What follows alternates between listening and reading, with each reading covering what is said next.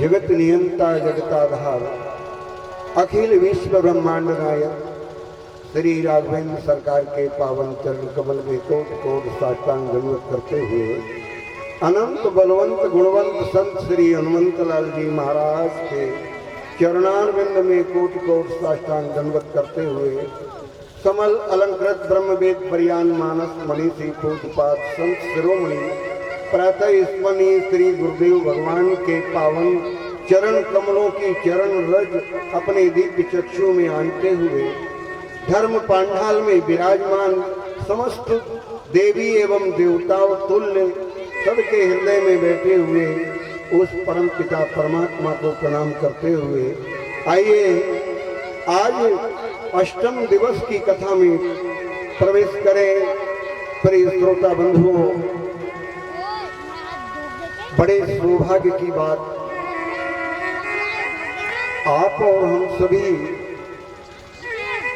7-8 दिवस से भूत भावन भगवान भोलेनाथ की दिव्य शिव महापुराण की कथा श्रवण कर अपने जीवन को आनंदित कर रहे हैं। बड़ा ही शुभ अवसर है।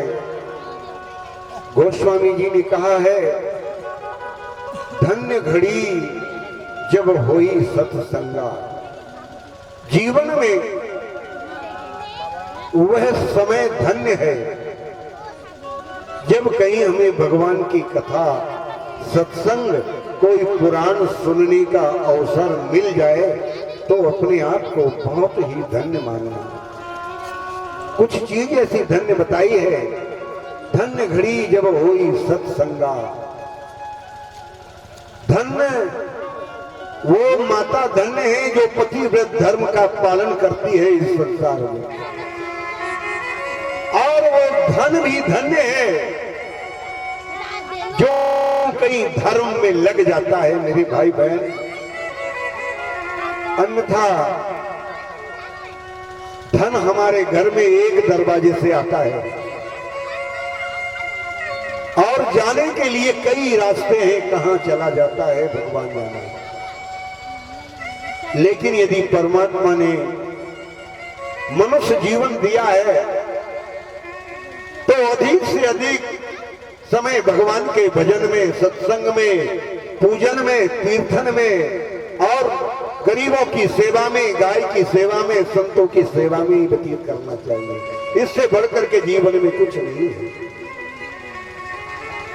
यदि धन दिया है परमात्मा ने तो अवश्य दीन दुखियों की सेवा करना चाहिए, गौ माता की रक्षा करना चाहिए, ब्राह्मणों की रक्षा करना चाहिए, धन को धर्म में लगाना चाहिए।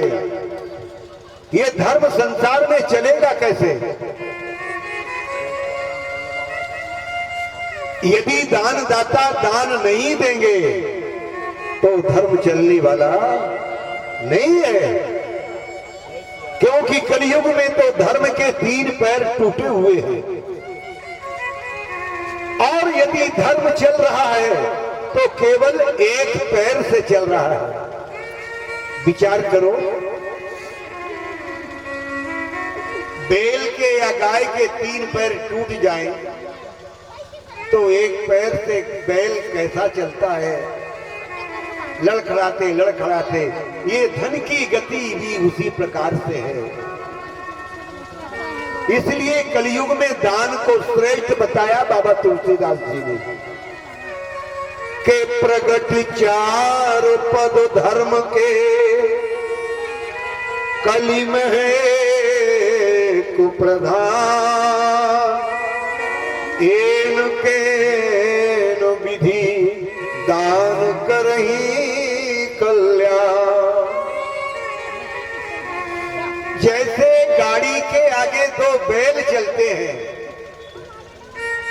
तब तो ये गाड़ी चलती है, नहीं तो गाड़ी कैसे चलेगी? इसी प्रकार धर्म के आगे दान चलते हैं। धर्म के आगे यदि दान होगा तो अवश्य धर्म इस धरती पर चलता रहेगा, धर्म की ध्वजा लहराती रहेगी। अन्यथा धर्म धीरे धीरे विलोप होने जा रहा है। ध्यान दो, क्षत्रिय है तो धर्म की रक्षा करें।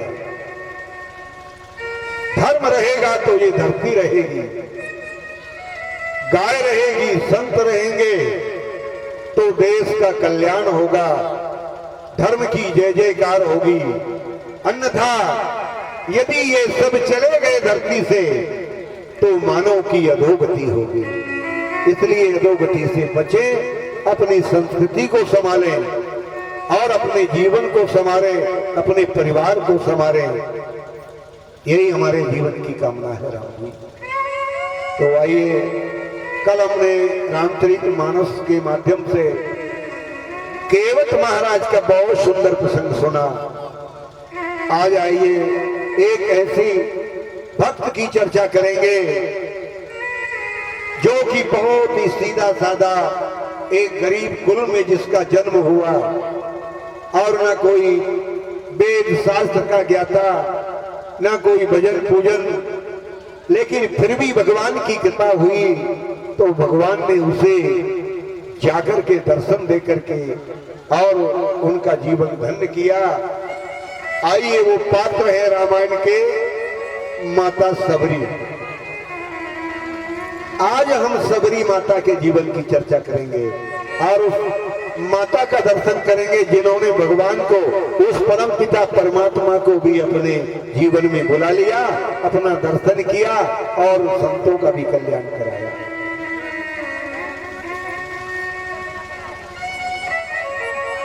माता सबरी एक भील परिवार में जिनका जन्म हुआ। बचपन में, बाल अवस्था में बड़े आनंदित भाव से भगवान की भक्ति करती। गरीब घर बच्ची पैदा हुई, ना कोई उनके घर मंदिर था, ना कोई पूजा भक्ति करने का कुछ साधन था, लेकिन सबरी माता का भाव इतना निर्मल और पवित्र था। कोई साधु संत को देख करके, किसी मंदिर को देख करके, ब्राह्मणों देवताओं को देख करके वो मन से आत्मा से प्रणाम करती थी। जबकि उसका परिवार शूद्र परिवार था, उसके माता पिता बड़े ही दुराचारी थे, वो मांसाहारी थे, सुरापान करने वाले थे। लेकिन सबरी का जन्म कहां हुआ उनके घर में? कोई बात नहीं, कमल कीचड़ में पैदा होता है।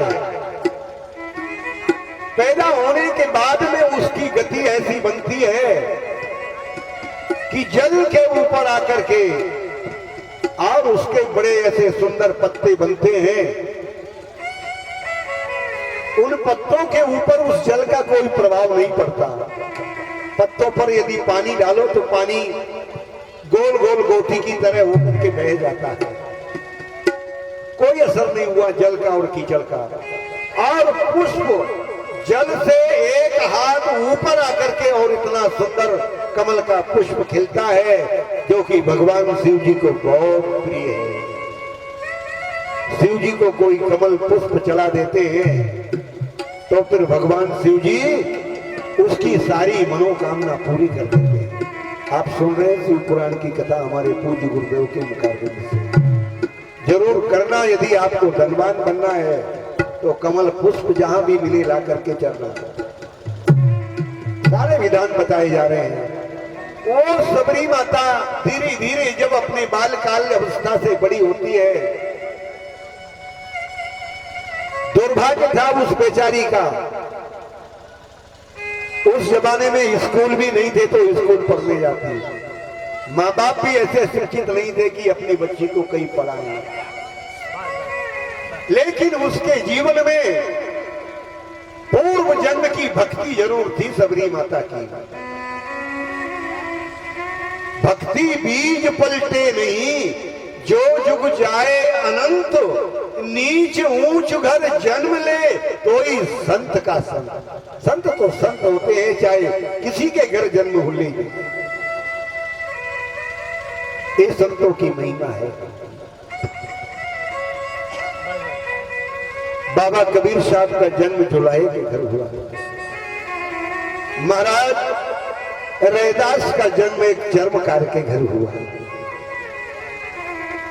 और मीरा ने किसको गुरु बनाया था? महाराज रैदास को ही बनाया।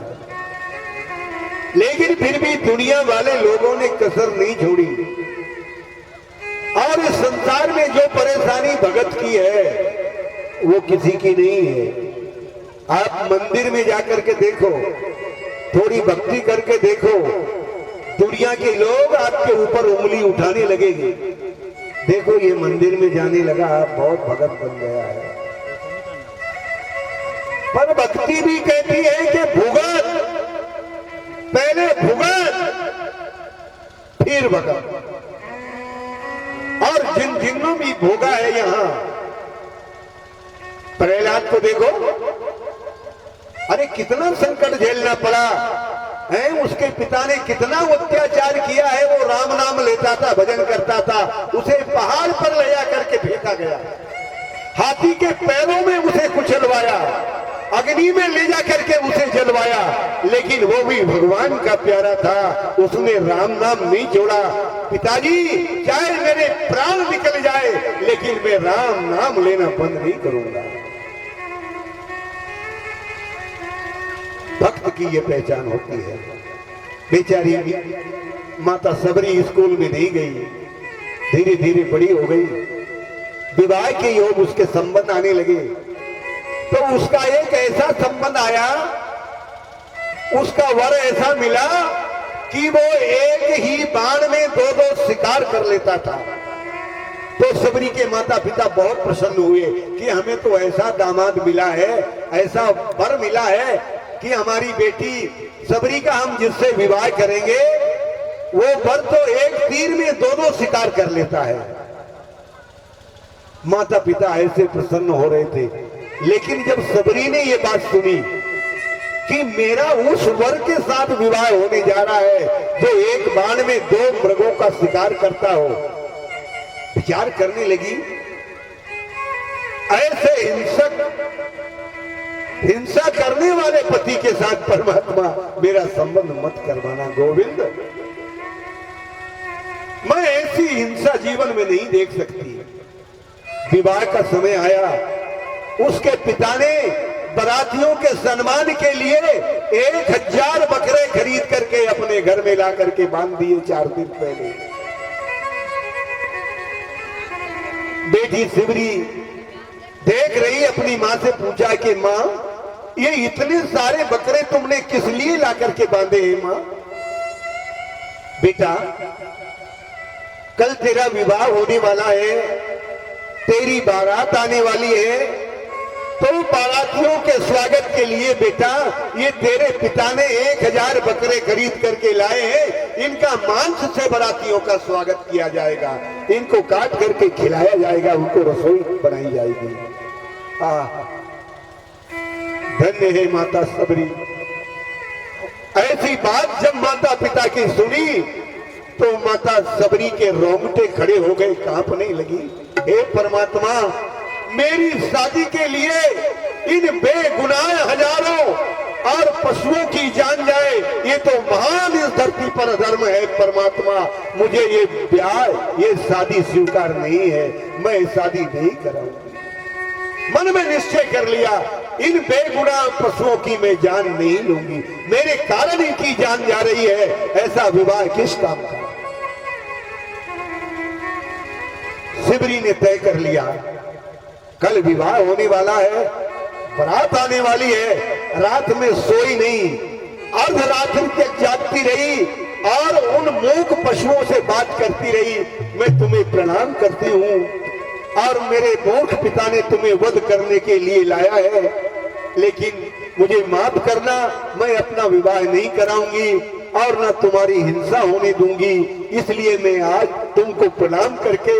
और वो सिबरी अर्धरात्रि के समय घर छोड़ करके निकल जाती है। उसे कोई पता नहीं चला मुझे कहां जाना है, कुछ भी हो, कहीं भी जाऊं, लेकिन इन पशुओं की जान बचे परमात्मा। और अकेली घर से निकल करके वीरान जंगल में चली जाती है। भगवान की कृपा से वो मातंग ऋषि के आश्रम पर पहुंची। वहां उसे जब संतों का सानिध्य मिला तो मन में शांति हुई कि मैं संत महात्माओं के बीच में आई हूं, कोई बात नहीं, भगवान मेरी रक्षा करेंगे। अब धीरे धीरे क्या करने लगी सबरी माता, उसका कोई परिचय नहीं था, संतों की सेवा करने लगी, संतों की कुटिया के आसपास झाड़ू लगाने लगी और संतों के लिए यज्ञ हवन भोजन के लिए जंगल से समीरा काट काट करके लाकर संतों की कुटिया में रख देती और सवेरे सवेरे झाड़ू लगा करके साफ कर देती संतों की कुटिया को। सब संतों ने पूछा कि ये कुटिया के आसपास कौन सफाई करता है। सबकी नजर पड़ी, सबने देखा कि ये जो लड़की है, ये जो कन्या है, आई तब से हमारे आश्रम में बहुत पवित्रता आ गई है और यही नित्य प्रति समीरा लाती है, आश्रम में साफ सफाई करती है और बड़ी सेवा भावी है ये। मातंग ऋषि ने उसे अपनाया। बेटी परिचय पूछा, तू कहां से आई है, कौन है, कैसे आना हुआ है। उसने सारा अपना परिचय दिया, सब कुछ बता दिया। तब मातंग ऋषि ने कहा कि बेटी तू मत घबरा, तू अच्छी जगह पर आई है, मैं तेरे शरीर छोड़ करके चला जाऊंगा भगवान के यहाँ, लेकिन तू श्री राम नाम का अपनी माला में जाप किया करना, एक दिन अवश्य वो परमात्मा आकर के तुझको दर्शन देंगे। ये गुरु का वरदान मिल गया सब माता सबरी को। और जिस व्यक्ति ने गुरु की वाणी में गुरु की आज्ञा का पालन कर लिया और गुरु के वचन को अपने जीवन में उतार लिया तो निश्चित उसका जीवन बदलेगा, उसका कल्याण होने वाला है। हरि वो श्रद्धा विश्वास रूपणे नियाभ्याम बिना न पसंती। गुरु तो ब्रह्मा विष्णु महेश, गुरुदेवो महेश्वर। गुरु भगवान के तुल्य होते हैं। आज सबरी माता समर्पित हो गई।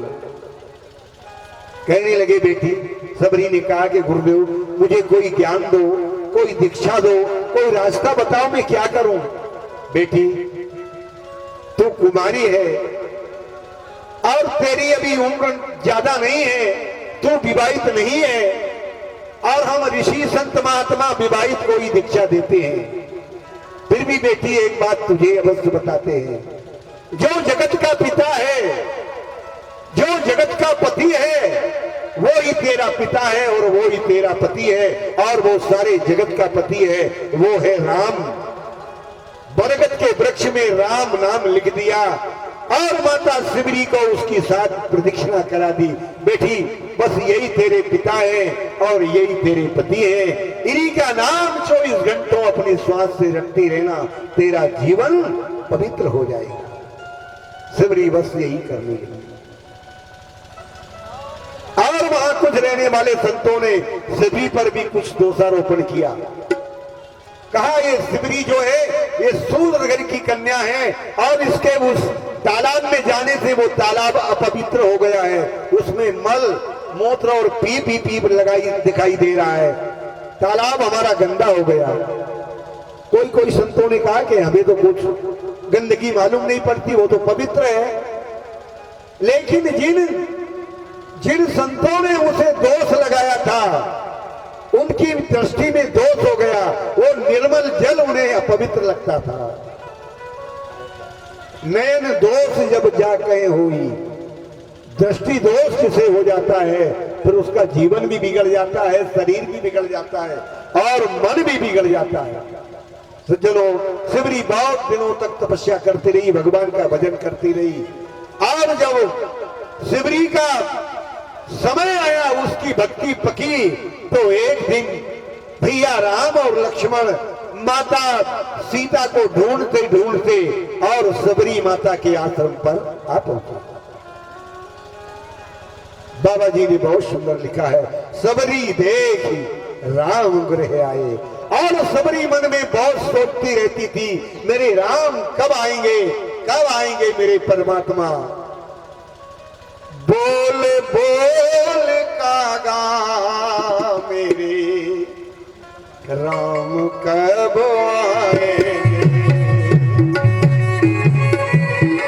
मेरे राम कब आएंगे। बोल बोल कागा मेरे राम कब आएंगे, बोल बोल कागा मेरे राम कब आएंगे, मेरे राम कब आएंगे, मेरे राम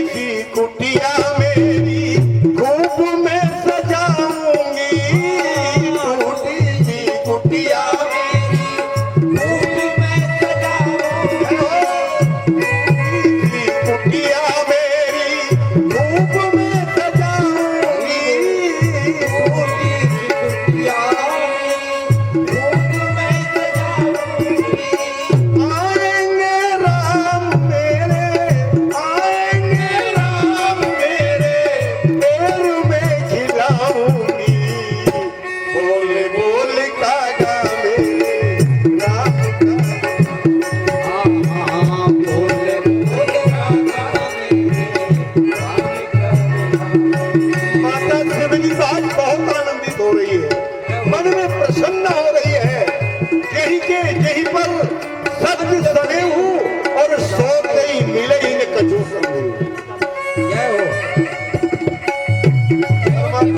फूल मेरे कागा में शाम कब आए।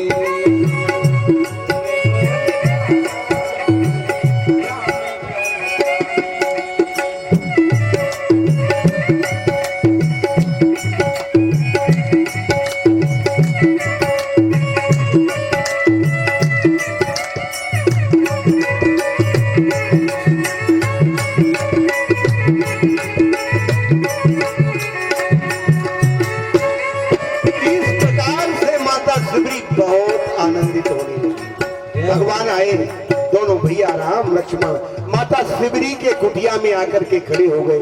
अब शिवरी को क्या मालूम है कि भगवान कौन है। जिसके घर मेहमान आए उसे पता नहीं हो कि ये मेहमान किसके हैं, कौन है, पहचानते नहीं तो कैसे पहचानेगी। लेकिन बड़ा आश्चर्य करने लगी परमात्मा का वो तेज देख करके, और माता शिवरी अपने आप में प्रेरित हो गई कि यही है वो नारायण परमात्मा जो मेरी कुटिया में चल करके आए हैं। भली भांति से अब कहने लगी क्या करूं भगवान, मेरे घर बिछाने के लिए कोई आसन नहीं है, मेरी कुटिया में कोई व्यवस्था नहीं है, मेरे राम मेरे घर आ गए, इनको कहां बैठाऊं। बाबा जी ने लिखा कहीं विधिया स्तुति करो तुम्हारी, कहीं विधिया स्तुति करो तुम्हारी, अधम से अधम अधम अति नारी, अधम से अधम अधम अति नारी, कहीं विधिया स्तुति करो तुम्हारी, कहीं विधिया स्तुति करो तुम्हारी। माता शिवरी दोनों हाथ जोड़ करके भगवान के सामने खड़ी हो गई और कह रही कि प्रभु मुझे तो कुछ पूजा अर्चना वंदना करते आता नहीं, मैं किस प्रकार से तुम्हारी स्तुति करूं। और है प्रभु एक तो मैं अधम ते अधम अधम यति भारी। माता शिवरी ने अपने आप को अधम कहा है और वो भी 3 बार कहा है। मैं अधम घर पैदा हुई हूँ, अधम की पुत्री हूँ और मैं भी अपने कर्म से अधम हूँ। प्रभु मैं आपकी किस प्रकार से पूजा करूं, आप मुझे स्वीकारेंगे कि नहीं। भगवान ने कहा कह रघुपति सुनो मेरी माता, कह रघुपति सुनो मेरी माता, कह रघुपति सुनो मेरी माता, कह रघुपति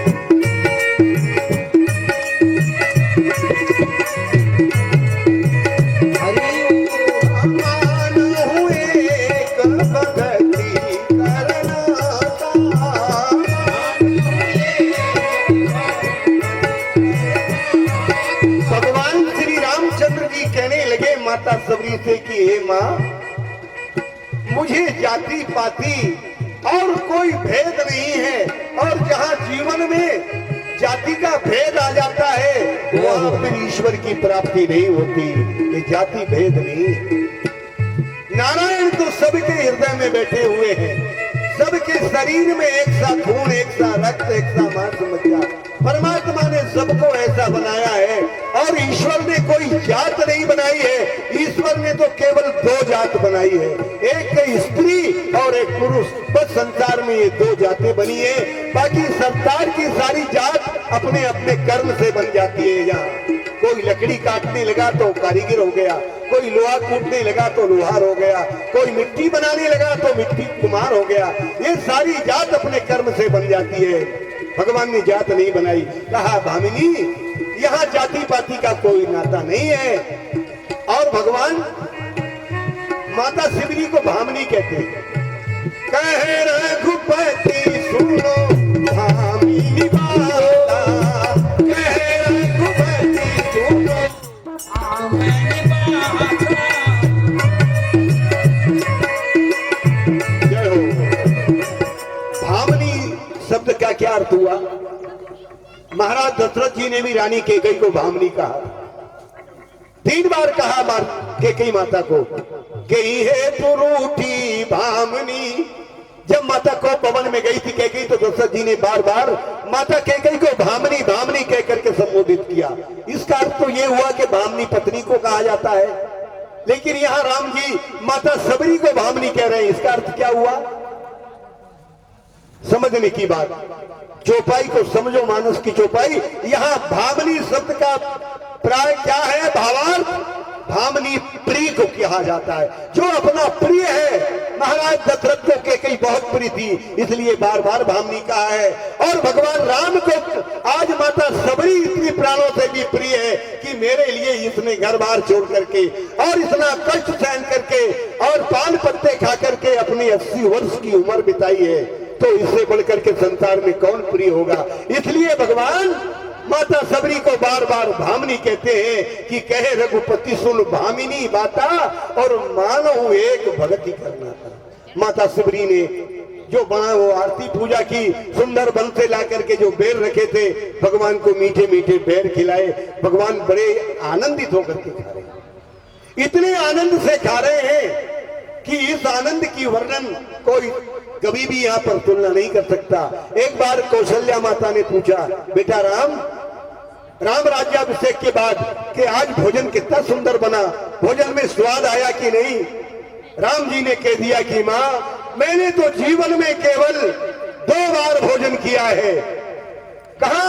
एक तो माता शिवरी के घर जाकर के मैंने बेर मीठे मीठे बेर खाए हैं, और दूसरा विदुरानी के हाथ के मैंने केले के छिलके खाए हैं। ऐसा स्वाद तो मुझे संसार में कहीं आया नहीं। वो प्रेम था माता सबरी के। भगवान बैठे, फिर भगवान सबरी को 9 भक्ति बता रहे हैं। हे मां, मुझे प्राप्त करने के लिए संसार में 9 रास्ते हैं, इसलिए मैं तुम्हें 9 भक्ति कहता हूं। तुम अपने सावधान होकर के सुनो कि प्रथम भगति संतन कर संगा, दूसरी रति मम कथा प्रसंगा, गुरु पद पंकज सेवा, तीसरी भक्ति अमान, चौथी भगति मम कथा करें श्रवण पुटपान, मंत्र जाप और मम दृढ़ विश्वासा, पंचम भजन सुवेद प्रकाशा, छठम शील विरत बहु कर्मा, निरत निरंतर सज्जन धर्मा, सातम कथा लाभ संतोषा, सपने नहीं देखो पर दोषा। इस प्रकार से 8वीं और 9वीं भक्ति बाबा जी तुलसीदास जी ने बहुत सुंदर लिखी है। लेकिन इन 9 भक्तियों में सबसे भक्ति श्रेष्ठ कौन सी बताई है? पहली भक्ति है संतों का संग। संतों का संग यानी वास्तविक संत यदि मिल गए और उनका संग हो गया, इसका अर्थ जो भगवान से जुड़े हैं उसके संग हम यदि जुड़ गए तो हमारा भी कल्याण है। तो आज 8 भक्तियों को छोड़कर भगवान की कृपा कभी होगी तो 8 भक्ति पर 7 दिन तक बताएंगे। बढ़िया भक्ति साझा नहीं है, आज केवल आपको 9वीं भक्ति बताने जा रहे हैं, समय कम समय की वजह से। और वो कौन सी है? सरल सुभावना मन कुटिला, सरल सुभावना मन कुटिला,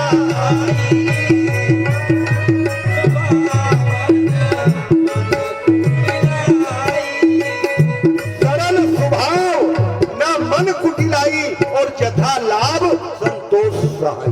ये भक्ति सबसे बड़ी भक्ति है। इसमें ना कोई भजन करना पड़े, ना कोई यज्ञ, ना कोई कथा, ना कोई तीर्थ, ना कोई कुछ नहीं है। और तीर्थ जाने वाले आप कहोगे तीर्थ से कल्याण नहीं हो, तो संतों ने कहा कि तीर्थ नहाए फल तो कोटि कोटि उद्धार है। नहाने धोने से, तीर्थ जाने से, अरे नहाए धोए क्या हुआ, जो मन मेलने जाए है, और मीन सदा जल में रहे फिर भी बांस में जाए। मंदिर पूजा सब करो, तीर्थ करो हजार, और दया धर्म मन में नहीं तो सब कुछ है। ये चौपाई कहती है यहाँ कि सरल स्वभाव न मन कुछ। एक परिवार में एक सुंदर बालक, वो भी परमहंस जैसा था, काम धाम तो कुछ करता ही नहीं था और खाता बहुत था। इतना खाता था कि घर वाले भी परेशान हो जाते थे, बहुत खाता था। घर वाले सारे खिंचवा गए कि ये कहीं निकम्मा, करता नहीं धरता, कहीं चला जाए तो ठीक ही है। एक दिन घर वालों ने उसको भगा दिया कि तू जा यहाँ से, अब भोजन वोजन नहीं है, कुछ करता धरता नहीं, चला जाए। बेचारा सीधा साधा परमहंस ऐसे ही उठ करके चला और निकल पड़ा गांव से बाहर। करने दो माताओं की पूजा करो, पूजन के लिए तो समय दिया भगवान ने, क्या बात है। जितनी ज्यादा से ज्यादा बचो है, रात दिन पूजा करो, मन से पूजा करो। रात में सोते सोते नींद नहीं आए तो भी बस बील पत्ती तोड़ रहे, फूल तोड़ के ला रहे, पूजा करने लगे रात में भी सपने में। भगवान स्वीकार कर लेंगे आपकी मानसिक पूजा। तो वो जब घर से निकल करके चला गया, बेचारा फिर लौट करके आया कि घर वालों ने तो मुझे भगा दिया, मैं कहाँ जाऊंगा, चलो वापिस चलो। शायद उन्हें निकाल के पछता रहे होंगे। वो वापिस आया, अरे तू लौट के क्यों आ गया वापिस, जा जा इधर कहीं भी चला जा, तू बहुत खाता है। वो कहने लगा मैं इसलिए आया कि शायद आप मुझको भगा करके पछता रहे होंगे। यहाँ कोई पछताने वाला नहीं, तू तो जा कहीं भी अपना डेरा लेकर के। बेचारा चला गया। चलते चलते जब कहीं दूर पर पहुंचा तो उसे एक आश्रम दिखा। आश्रम में उसने ऐसा ध्यान करके देखा, बड़े बड़े मोटे तगड़े महात्मा। सोचा दर्शन कर लूं संतों का, मंदिर का। मंदिर में गया, धीरे से दंडवत प्रणाम किया। वहां एक महंत बैठे थे, उनके चरणों में प्रणाम किया। बोले महाराज जी दंडवत। बोले दंडवत। महाराज जी आप? हाँ हम यही रहते हैं। आप महंत तो? हाँ। ये सब? बोले कि हमारे चेले चपाटे हैं। तो महाराज जी यहाँ खाना पीना? हाँ खाना पीना मिलता है खूब, भोजन? हाँ भोजन खूब मिलता है। बोले काम धाम? काम आम कुछ नहीं, भजन करना पड़ता है। यहाँ तो भजन करो और खाओ। बोले कितनी टाइम मिलता है भोजन? बोले जितना खा सको उतनी थे, यहाँ दिन भर अन्नपूर्णा का भंडार चालू। बोले महाराज फिर मैं रह सकता हूँ? अरे क्या पूछने की क्या बात, रहो भजन करो। रह गया। भगवान ने अच्छी जगह भेजा, यहाँ तो अन्नपूर्णा का भंडार है, खाने की कमी नहीं है। महात्मा मना भी नहीं करते, घर वाले तो मना करते थे, ये ठीक है। रहने लगा वहां। 2 दिन 4 दिन 10 दिन रहा। अब रहने के बाद में एकादशी आ गई कहीं। अब एकादशी आई तो उस दिन क्या हुआ कि उस आश्रम में सब चूल्हे ठंडे पड़े हैं, भोजन वोजन कुछ बनना सब बंद। इसने देखा कि आज तो 10 बज गए, कोई चूल्हा चेतन नहीं हुआ, क्या बात है महाराज जी, आज कुछ बन नहीं रहा, क्या बात? बोले हाँ बेटा, आज वैष्णव संप्रदाय में एकादशी मनाते हैं, इसलिए अग्नि नहीं जलाते, भोजन नहीं बनता, आज तो व्रत करना पड़ता है। बोले महाराज जी फिर मेरा? अरे तुमको भी एकादशी रहना पड़ेगा। बोले महाराज जी मैं तो कभी रहा नहीं, ये सब आपके चेले, इनको आप एकादशी कराओ, मुझको काय को करा रहे हो? और यदि कहीं मैं रह भी गया एकादशी तो द्वादशी की तिथि देख नहीं पाऊंगा महाराज जी, इसलिए मेरे को तो क्या करोगे? बोले मैं तो भोजन खाऊंगा। बोले एक काम, तो भोजन खाएगा ना तो आटा ले जा यहाँ से, 1-2 किलो आटा, दाल, चोखा, नमक और मिर्चा, और ये नदी के किनारे चला जा। नदी में जाकर के बढ़िया नहाना धोना, भोजन बनाना, पर एक बात का ध्यान रखना कि भगवान को भोग लगा करके तू भोजन करना। ठीक है महाराज?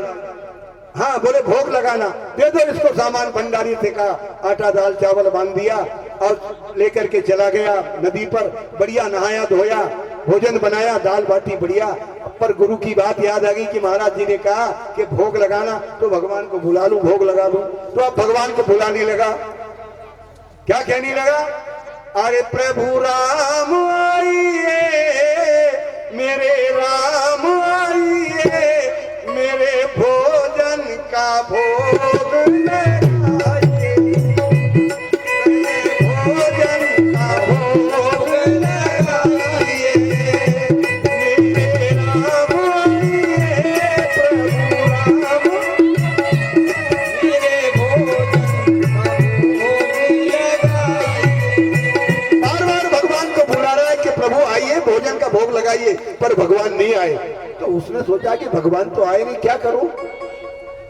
हो सकता भगवान क्यों नहीं आ रहे। तो भगवान को भी कह रहा है कि देखो भगवान, आज मेरे पास न कोई घंटी है, न शंख है, न कोई पूजा आरती का सामान है। मैं तो दाल रोटी टिक्कड़ है, बढ़िया खूब खाओ और नदी का पानी पियो और आनंद करो और मंदिर के भरोसे रहोगे। तो आज तो वहां एकादशी है, वहां तो भूखा मरना पड़ेगा। भगवान तुम यदि नहीं खा रहे तो मैं अब चालू करने वाला हूं। तो भगवान झट से आ गए वक्त के सामने। भगवान आए, लेकिन आए कैसे भगवान? नीलांबुज श्यामल कोमलांगम सीता समारोपित बाम बालम राम बाम दिशि जानकी। भगवान आए लेकिन अकेले नहीं आए, माता सीता को साथ में लेके आए। तब इसने देखा कि भगवान तो आए, अच्छी बात, लेकिन मैंने एक को बुलाया था कि दो आए हैं। अब कभी भगवान को देखे, कभी भोजन तरफ देखे कि ये भोजन तो एक का बना है, उसमें दो और तीन हो गए। लेकिन अच्छी बात है, कोई बात नहीं, आधी एकादशी का पुण्य भी मिले, थोड़ा कमी पाऊंगा, पर भगवान के दर्शन तो हुए, भगवान तो आए। भगवान मुझे अच्छा लग रहा है, आइए आइए आप बैठिए, भोजन पाइए, बढ़िया। भगवान ने कहा आप भी पाओ, मैं भी पालूंगा। भगवान को भोजन प्रसाद कराया, बढ़िया। भगवान भोजन पा करके आनंदित हो गए, बड़े प्रसन्न हो गए, मन में आनंद मना रहे हैं भगवान। भगत ने भी भोजन किया। जब भोजन कर लिया, भगवान जाने लगे तो भगत हाथ जोड़ के कहने लगा कि प्रभु मुझे अच्छा लगा, अगली एकादशी पर भी आओगे ना? बोले हाँ, बुलाओगे तो जरूर आएंगे, आप जरूर आना, मैं आपको बुलाऊंगा, मुझे अच्छा लगा। भगवान को देखता रहा है। भगवान भक्त ने विदा किया, भगवान चले गए और ये आश्रम में गया तो गुरु ने पूछा कि तुमने भगवान को भोग लगाया था कि नहीं? बोले हाँ महाराज, मैंने भोग तो लगाया, लेकिन मैंने एक बुलाया था और दो आए और दोनों को भोजन खिलाया। तो गुरु महाराज आश्चर्य करने लगे कि ये झूठ बोल रहा है, भगवान कोई आते हैं, भगवान भोग खाते हैं। बोले ठीक है महाराज। अब 15 दिन बाद दूसरी एकादशी आई। उन्होंने कहा महाराज एक काम करना, थोड़ा जरा सामान जो दे रहे हैं थोड़ा बढ़ा के दे देना है। 2 किलो दिया था, इस बार 2 किलो तो मुझे कोई लगता है, इस बार तुम 6 किलो दे देना। हो सकता है 2-3 आ जाए तो 6 किलो में हो जाएगा। दे दिया भंडारी ने सामान, जाओ लेकर के गया नदी किनारे और बढ़िया नहा धो करके भोजन बना के तैयार रखा। फिर भगवान को बुलाने लगा कि भगवान आ जाओ, बुलाओ सब भगवान को, किन किन को भोग लगाना है जीवन में। राजा राम आइए, सीता राम आइए, मेरे भोजन का भोग लगाइए। ओ राजा राम आइए, सीता राम आइए, भोजन का भोग लगाइए। ओ मेरे राम आइए, मेरे राम आइए, मेरे भोजन का भोग लगाइए। मेरे राम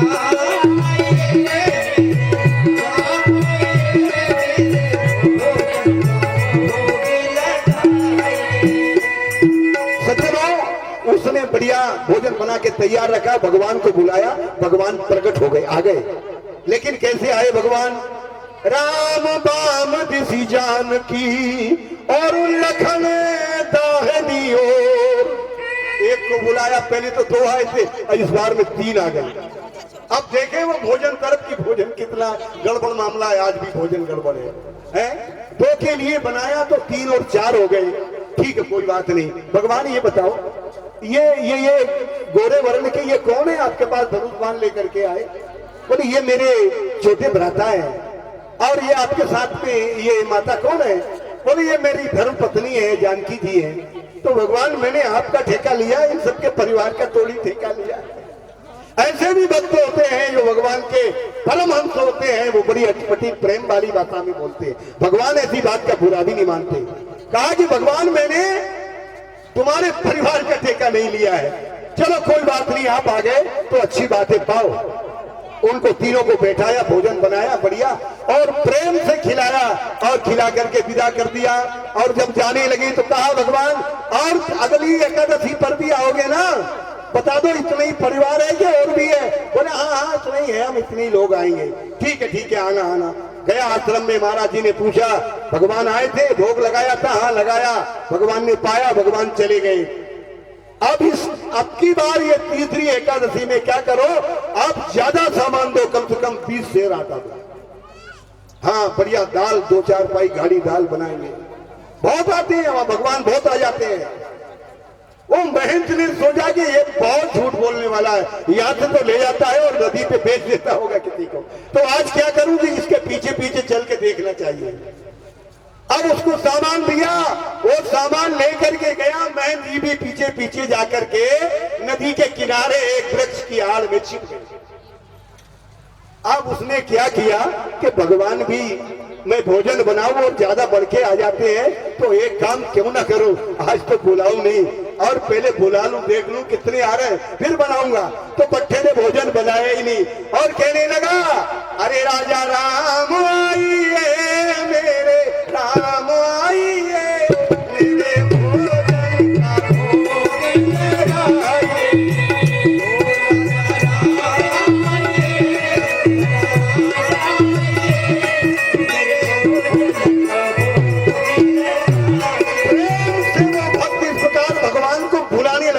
निमंत्रण देने लगा।